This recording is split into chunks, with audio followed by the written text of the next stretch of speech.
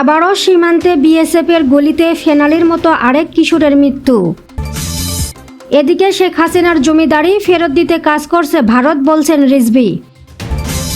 থামছে না শ্রমিক অসন্তোষ, ৭৯ পোশাক কারখানা ছুটি। জানাবো ছাত্রলীগ নেতা মাসুদ হত্যা নিয়ে যা বলছেন সজীব ওয়াজেদ জয়।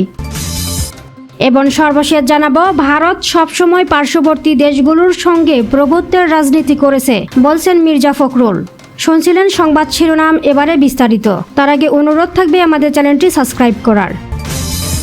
শেখ হাসিনার জমিদারি ফেরত দিতে কাজ করছে ভারত, বলছেন রিজভী। বিএনপির সিনিয়র যুগ্ম মহাসচিব রুহুল কবির রিজভী বলেছেন, বাংলাদেশের গণতন্ত্রের পক্ষে নয় বরং শেখ হাসিনার জমিদারি ফেরত দিতে কাজ করছে ভারত। শনিবার নার্সেস অ্যাসোসিয়েশন অব বাংলাদেশ এর ২১তম প্রতিষ্ঠা বার্ষিকী উপলক্ষে এই অনুষ্ঠানে প্রধান অতিথির বক্তব্যে তিনি একথা বলেন। সাংবাদিকদের বিএনপির নেতা রিজভী বলেন, ওবায়দুল কাদের বলেছিল শেখ হাসিনা পালায় না, তারা এখন কোথায়? তাদের এখন কোথাও জায়গা নেই। যে গণতন্ত্রকামী দেশগুলো আশ্রয় দেয় তারাও শেখ হাসিনাকে আশ্রয় দেয়নি, কিন্তু তাকে বধূবরণের মতো আশ্রয় দিয়েছে ভারত। সম্প্রতি ভারতের প্রতিরক্ষা মন্ত্রী রাজনাথ সিংহের বক্তব্য বাংলাদেশের জন্য উদ্বেগজনক উল্লেখ করে রিজভী বলেন, শেখ হাসিনার জমিদারি ফেরত দেওয়ার জন্যই কি তারা চেষ্টা করছে? রিজভী বলেন, বাংলাদেশের উদ্দেশ্যে বিএনপির সিনিয়র যুগ্ম মহাসচিব বলেছেন, বাংলাদেশ নিয়ে তাদের চাওয়াটা কি? তারা কি শেখ হাসিনার শূন্যতা ভুলতে পারছে না? তাদের কাছে সবচেয়ে গুরুত্বপূর্ণ শেখ হাসিনা এদেশের মানুষ না। তারা বিশেষ ব্যক্তির সাথে যে যোগাযোগ রাখতে চায় সেটা দুই দেশের মানুষের মধ্যে সম্পর্কের প্রভাব ফেলবে, এটা তাদের মাথায় রাখা উচিত। তিনি বলেন, শেখ হাসিনার শাসনে কেউ ভয়ে কিছু বলতে পারেনি, তিনি যা বলতেন সেটাই করতে হবে, এটাই ছিল তার কথা। দেশের মানুষকে তার পেটুয়া বাহিনী দিয়ে নির্যাতন করে গেছেন। আবারও সীমান্তে বিএসএফের গুলিতে ফেনালির মতো আরেক কিশোরের মৃত্যু। ঠাকুরগাঁয়ের বালিয়াডাঙ্গি উপজেলায় সীমান্তে বিএসএফের গুলিতে এক বাংলাদেশি কিশোরের মৃত্যুর খবর দিয়েছে পুলিশ। এ ঘটনায় ওই কিশোরের বাবাসহ ২ জন আহত হয়েছেন, আর নিহতের মৃতদেহ বিএসএফ নিয়ে গেছে বলে পুলিশের ভাষ্য। বালিয়াডাঙ্গি থানার ওসি পিরুজ কবির জানান, সোমবার ভোরবেলা উপজেলার ধনতলা ইউনিয়নের কান্তিভিটা সীমান্তের ৩৯৩ নম্বর পিলার এলাকায় এ ঘটনা ঘটে। নিহত ১৫ বছর বয়সী জয়ন্ত কুমার সিংহ বালিয়াডাঙ্গি উপজেলার ফকিরভিটা গ্রামের মহাদেব কুমার সিংহের ছেলে। এ ঘটনায় মহাদেব ছাড়াও আহত হয়েছেন ওই গ্রামের দরবার আলীর ছেলে বাংটু মোহাম্মদ। স্থানীয়দের বরাতে ওসি পিরুজ কবির বলেন, ওই ৩ বাংলাদেশি ভারতে অনুপ্রবেশ করেছিল। তাদের দেখতে পেয়ে ডিঙ্গাপাড়া বিএসএফ ক্যাম্পের সদস্যরা গুলি করে। এতে কিশোর জয়ন্ত কুমার মারা যায়, আর গুলিবিদ্ধ হয়ে বাংলাদেশে চলে আসেন মহাদেব ও বাংটু। ছাত্রলীগ নেতা মাসুদ হত্যায় যা বললেন সজীব ওয়াজেদ জয়। রাজশাহী বিশ্ববিদ্যালয়ের সাবেক ছাত্রলীগ নেতা আব্দুল্লাহ আল মাসুদকে হত্যার সঙ্গে জড়িতদের গ্রেফতার ও দৃষ্টান্তমূলক শাস্তির দাবি করছেন সাবেক প্রধানমন্ত্রীর ছেলে সজীব ওয়াজেদ জয়। সোমবার নিজের ভেরিফাইড ফেসবুক পেজে তিনি এ দাবি করে একটি পোস্ট দেন। জয় বলেন, তার এক পা কেটে নেওয়া হয়েছিল ২০১৪ সালে, তখন বাকি হাত পাগুলোর রক কেটে দিয়েছিল। ১০ বছর ধরে পঙ্গু জীবনযাপন করেছিলেন আব্দুল্লাহ আল মাসুদ। মেয়ের জন্য ওষুধ আনতে রাজশাহীতে বাড়ির পাশে ফার্মেসিতে গেলে সেখানে তাকে নির্মমভাবে হত্যা করা হয়েছে। রাজশাহী বিশ্ববিদ্যালয়ের সমন্বয়ক সালাউদ্দিন আম্মার এই হত্যার নেতৃত্ব দিয়েছিলেন বলে দাবি করেন তিনি। আমি মাসুদের আত্মার মাগফিরাত কামনা করছি এবং অবিলম্বে ঘাতকদের গ্রেফতার ও দৃষ্টান্তমূলক শাস্তি দাবি করছি। থামছে না শ্রমিক অসন্তোষ, ৭৯ পোশাক কারখানায় ছুটি। টঙ্গীতে কারখানার সামনে অবস্থান নিয়ে বিক্ষোভ মিছিল করছেন শ্রমিকরা। নানামুখী উদ্যোগেও সাভার ও আশুলিয়ায় থামছে না শ্রমিক অসন্তোষ। এ পরিস্থিতিতে আজ সোমবার ওই এলাকায় ৭৯টি কারখানায় ছুটি ঘোষণা করতে বাধ্য হয়েছে মালিক কর্তৃপক্ষ।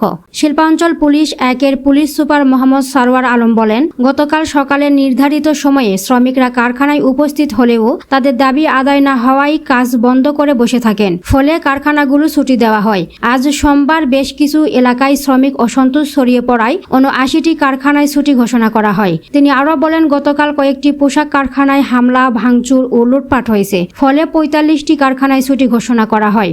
এর আগে গত রোববার আশুলিয়ায় আলিফ ভিলেজ লিমিটেড গ্রুপের ৩টি তৈরি পোশাক কারখানায় ব্যাপক হামলা চালায় দুর্বৃত্তরা। কারখানার কয়েকজন কর্মীকে তারা মারধর করেন। সেখানে বিক্ষুব্ধ শ্রমিকদের সঙ্গে যৌথ বাহিনীর ধাওয়া পাল্টা ধাওয়ার পর র্যাবের একটি গাড়িতে আগুন দেওয়া হয়। বিদ্যুৎ বিক্রির পাওনা নিয়ে আদানি গোষ্ঠীর কঠোর বার্তা অন্তর্বর্তী সরকারকে। বকেয়া অর্থ পরিশোধের ব্যাপারে বাংলাদেশের নতুন অন্তর্বর্তী সরকারের প্রতি কঠোর বার্তা দিয়েছেন। একটি বিদ্যুৎ কেন্দ্র থেকে বিদ্যুৎ বিক্রির পাওনা বেড়ে চলার প্রেক্ষাপটে কোটিপতি গৌতম আদানির এই ব্যবসায়ী গোষ্ঠীর থেকে সতর্ক বার্তা দেওয়া হয়েছে। ভারতীয় গণমাধ্যম ইকোনমিক টাইমস জানিয়েছে, ভারতের ঝাড়খণ্ডের 1600 মেগাওয়াটের গড্ডা কেন্দ্র থেকে বিদ্যুৎ ক্রয় বাবদ আদানির কাছে বাংলাদেশের বকেয়া 500 মিলিয়ন বা $50 কোটি। বিদ্যুৎ কেনা বাবদ ওই বকেয়া মোহাম্মদ ইউনূসের নেতৃত্বাধীন সরকারের জন্য একটি চ্যালেঞ্জ হিসেবে দেখা দিয়েছে।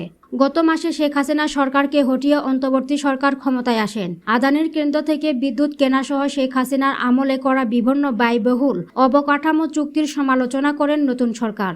বিএনপির নাম ভাঙিয়ে চাঁদাবাজি করতে এলে ধরে পুলিশে দিন, বলছেন মির্জা ফখরুল। বিএনপির মহাসচিব মির্জা ফখরুল ইসলাম আলমগীর বলেছেন, চাঁদাবাজের সঙ্গে বিএনপির কোনো সম্পর্ক নেই। আপনাদের এলাকায় যদি কেউ বিএনপির নাম ভাঙিয়ে চাঁদাবাজি করতে আসে তবে তাকে ধরে পুলিশের হাতে তুলে দেবেন। আজকে বিভিন্ন পত্রিকায় বিএনপির ভাবমূর্তি নষ্ট হওয়ার মতো খবর প্রকাশিত হচ্ছে। এসব কর্মকাণ্ডের সঙ্গে বিএনপির কোনো সম্পর্ক নেই। সাবেক পররাষ্ট্রমন্ত্রী শাহরিয়ার আলমের অন্যের জমি দখল করা 25 বিঘার বাগানবাড়ি। ঠাকুরগাঁও সদর উপজেলার সালন্দর ইউনিয়নের 25 বিঘা জমির উপর শাহরিয়ার আলমের north Bengal agro farms limited. পাখির চোখে তাকালে যে কারো চোখ আটকে যাবে বাগানবাড়িটি দেখে। চারপাশে পুকুর, আম, লেচু আর সুপারি গাছের সারি, সঙ্গে লাখ টাকার বনসাই আলিশান ভবন রয়েছে এই বাগানবাড়িতে। চোখ জুড়ানো এই বাগানবাড়ির মালিক সাবেক পররাষ্ট্র প্রতিমন্ত্রী ও রাজশাহী 6 আসনের সংসদ সদস্য শাহরিয়ার আলম। 2010 সালে ঠাকুরগাঁও সদর উপজেলার চৌধুরীহাট বাজারের পূর্ব পাশে 25 বিঘা জমি কেনেন শাহরিয়ার আলম।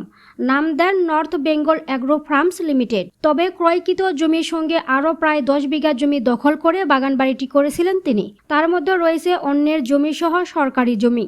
এই সম্পদ দেখিয়ে বিভিন্ন ব্যাংক থেকে 200 কোটি টাকার ঋণ নেওয়ার খবর প্রচারিত হয়েছিল এলাকায়।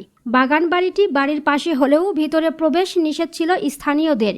এই এলাকার কয়েকজন মানুষের জমি ন্যায্য মূল্য না দিয়ে ভয় দেখিয়ে নেওয়া হয়েছিল বলে দাবি করেন কিছু লোক। তারা বলেন, আমাদের জমি জবরদখল করে নেওয়া হয়েছে, এখন হয় ফেরত দেওয়া হোক, না হয় ন্যায্য মূল্য দেওয়া হোক।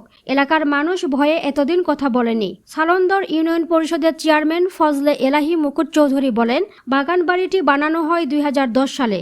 স্থানীয় কিছু লোকের জমি ও সরকারি কিছু জমি নিয়ে এই বাগানবাড়িটি বানানো হয়। গত 5ই আগস্ট আওয়ামী লীগ সরকারের পতনের পর প্রতিমন্ত্রী গা ঢাকা দেন। তার সঙ্গে যোগাযোগ করা সম্ভব হয়নি। আওয়ামী লীগ পতনের পর দেশে যেসব বড় পরিবর্তন করলেন অন্তর্বর্তী সরকার। গণ আন্দোলনের মুখে পদত্যাগ করে ভারতে পালিয়ে গিয়েছিলেন বাংলাদেশের সাবেক প্রধানমন্ত্রী শেখ হাসিনা। এরপর ওই ঘটনার 3 দিন পর 8ই আগস্ট শপথ নিয়ে রাষ্ট্র ক্ষমতা গ্রহণ করেন অধ্যাপক ডক্টর মোহাম্মদ ইউনূসের অন্তর্বর্তী সরকার। এই অন্তর্বর্তী সরকারের হাতে গত 1 মাসে ব্যাপক পরিবর্তন দেখা দিয়েছে।